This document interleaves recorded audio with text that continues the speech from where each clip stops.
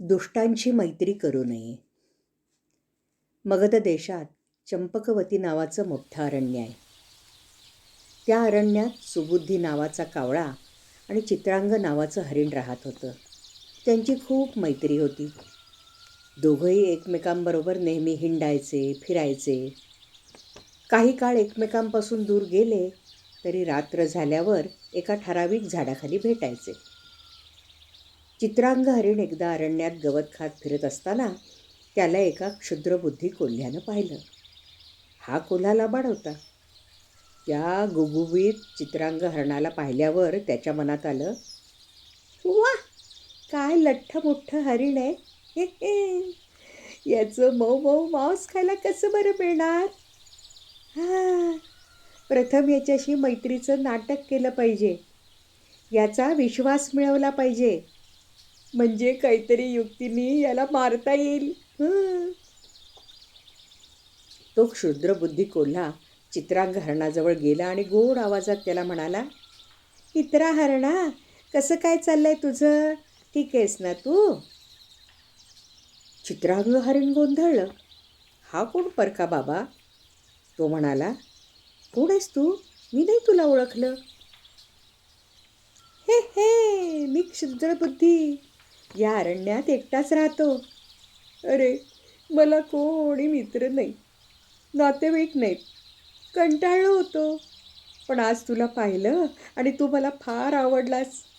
आपण आता मित्र होऊया, एकमेकांच्या बरोबर राहूया. मला खूप आनंद झालाय. जगण्यात अर्थ वाटू लागलाय. चित्रांग हरीण स्वभावानं साधंसुद्धा होतं.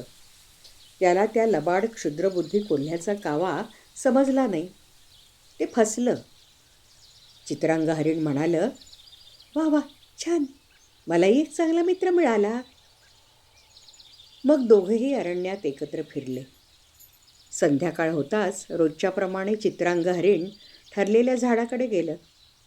त्याच्याबरोबर क्षुद्रबुद्धी कोल्हाही गेला. कावळा वाटच बघत होता. चित्रांग हरणाला पाहून त्याला आनंद झाला. पण त्याच्याबरोबर कोल्हाही आलेला पाहून त्याला काळजी वाटली. सुबुद्धी कावळा म्हणाला, मित्रा चित्रांगा, हा दुसरा कोण तुझ्याबरोबर आलाय? हा क्षुद्रबुद्धी कोल्हा आहे. त्याची आपल्या दोघांची मैत्री करायची इच्छा आहे. आता तो आपल्याबरोबरच असेल. सुबुद्धी कावळ्याला भीती वाटली. हा कोल्हा नावाप्रमाणेच क्षुद्रबुद्धीचा असणार. तो हळूच चित्रांगा हरणाला म्हणाला, चित्रांगा, एकदम अनोळखी व्यक्तीशी मैत्री करणं योग्य नाही. अरे, ज्याचा स्वभाव कुल माहिती नाही अशा व्यक्तीला आश्रय देऊ नये. त्याला इथे आणलंच हे बरोबर नाही. आपण आता सावध राहायला हवं. क्षुद्रबुद्धी कोल्ह्यानं सुबुद्धी कावळ्याचं म्हणणं ऐकलं. त्याला खूप राग आला.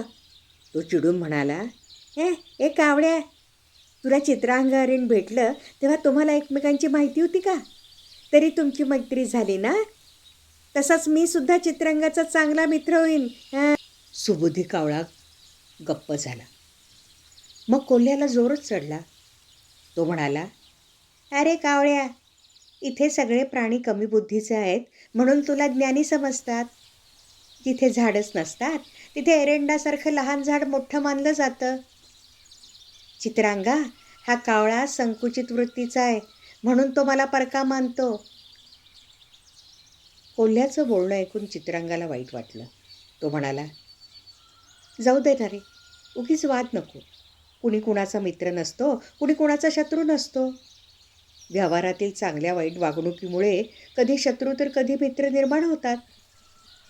तेव्हा सुबुद्धी कावळ्या, आपण तिघही मित्र होऊन गप्पा गोष्टीचा आनंद लुटूया ना? हरणानं असं म्हटल्यावर कावळा अनिच्छेनं ठीक आहे एवढंच म्हणाला. तिघेजण एकत्र राहू लागले. रोज सकाळी अन्नाच्या शोधासाठी प्रत्येकजण आपापल्या वाटेने जात असे. संध्याकाळी सगळेजण झाडाखाली एकत्र येत. क्षुद्रबुद्धी कोल्ह्यानं आपल्या मनातील स्वार्थ अजून दाखवला नव्हता. असे काही दिवस निघून गेले. एकदा सुबुद्धी कावळा तिथे नसताना क्षुद्रबुद्धी कोल्हा चित्रांगा हरणाला म्हणाला, ए चित्रांगा, या अरण्याजवळ एक शेत आहे. त्यात छान धान्य वाढलाय. तिथे तुला हिरवंगार कोवळं गवत खायला मिळेल. चल माझ्याबरोबर चल. भोळ्या चित्रांगाला कोल्ह्याचा कावा समजला नाही. ते रोज त्या शेतात जाऊन गवताचा फडशा पाडू लागलं. आपल्या पिकाची नासाडी होत असलेली शेतकऱ्यानं पाहिली. त्यानं शेतावर लक्ष ठेवलं. तेव्हा त्याला दिसलं की एक हरीण येऊन आपल्या शेतातील पीक खात आहे. त्यानं हरणाला पकडण्यासाठी एक जाळं शेतात पसरून ठेवलं. भोळ्या चित्रांगाला ते कळलं नाही.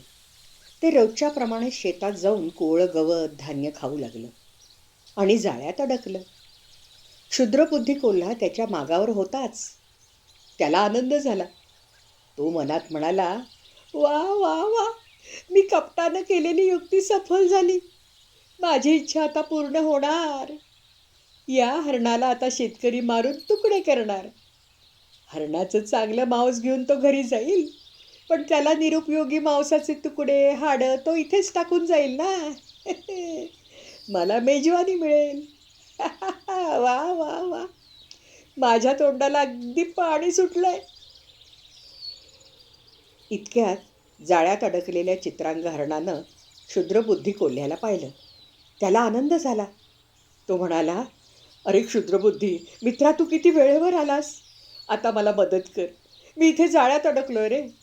तुझ्या टोकदार दाताने ते जाळं तोड आणि मला सोडव. तो शेतकरी इथे यायच्या आधी मला इथून बाहेर काढ बरं. अरे अरे अरे, पण चित्रांगा ऐक तरी. हे बघ मित्रा, संकटाच्या प्रसंगी मित्राच्या खरेपणाची पारख होते. तू माझा मित्र आहेस ना, तेव्हा मला संकटातून सोडव रे, घाई कर. अरे अरे अरे चित्रांगा, बघू तुझं जाळं. हा, अगदी मजबूत दिसतंय. वा वा वा. नाही नाही, म्हणजे म्हणजे आता माझ्या लक्षात आलं, हे जाळं तर प्राण्यांच्या स्नायूंचं बनवलं आहे. हां, म्हणजे जाळं तोडण्यासाठी प्राण्यांच्या स्नायूंना माझे दात लावावे लागतील. आणि आज तर रविवार. रविवारी मी मांस वगैरे अजिबात खात नाही. अरे माझा उपास मोडेल रे बाबा. पण तू घाबरू नकोस. उद्या सकाळी तो शेतकरी इथे यायच्या आधी तू म्हणशील तसं मी करेन. अगदी नक्की. हो, बरं आहे. येतो उद्या उद्या सकाळी. कोल्हा निघून गेला. त्याचं बोलणं ऐकून चित्रांग हरणाला पश्चात्ताप झाला. सुबुद्धी कावळ्याचं म्हणणं ऐकायला हवं होतं असं त्याला वाटलं. पण आता उशीर झाला होता. इकडे सुबुद्धी कावळ्यानं रोजच्याप्रमाणे चित्रांग हरणाची आणि क्षुद्रबुद्धी कोल्ह्याची वाट पाहिली. परंतु ठरलेल्या झाडाखाली कुणीच आलं नाही. सुबुद्धीला काहीतरी धोका आहे अशी शंका आली. तो चित्रांगाला शोधत शोधत निघाला. त्याला शेतात जाळ्यात अडकलेलं चित्रांग हरिण दिसलं. तो घाईने त्याच्याजवळ गेला आणि म्हणाला, अरे चित्रांगा, हे कसं घडलं? कसा अडकला जाळ्यात? सुबुद्धी, तू खरा मित्र असून मी तुझं म्हणणं ऐकलं नाही, म्हणून असं झालं. मला शिक्षा मिळाली. मोठे लोक सांगतात नेहमी की मित्राचा उपदेश मानत नाहीत, त्यांच्यावर संकट कोसळतात. मला क्षुद्रबुद्धी खोलल्यानं फसवलं. चित्रांग हरणानं सर्व हकीकत सुबुद्धी कावळ्याला सांगितली. सुबुद्धीला खूप राग आला. तो म्हणाला, कुठाय तो लबाड कोल्हा? असेल कुठेतरी इथेच. मग कावळा समजुतीने म्हणाला, मित्रा, मी तुला सांगत होतो ना, हा लबाड कोल्हा आपला मित्र नको म्हणून. दुष्ट व्यक्तीशी मैत्री आणि वैर दोन्हीही करता कामा नये. बरं, आता नीट ऐक. हे बघ, तो दुष्ट इथेच जवळपास कुठेतरी झुडपात लपलाय असं मला वाटतंय.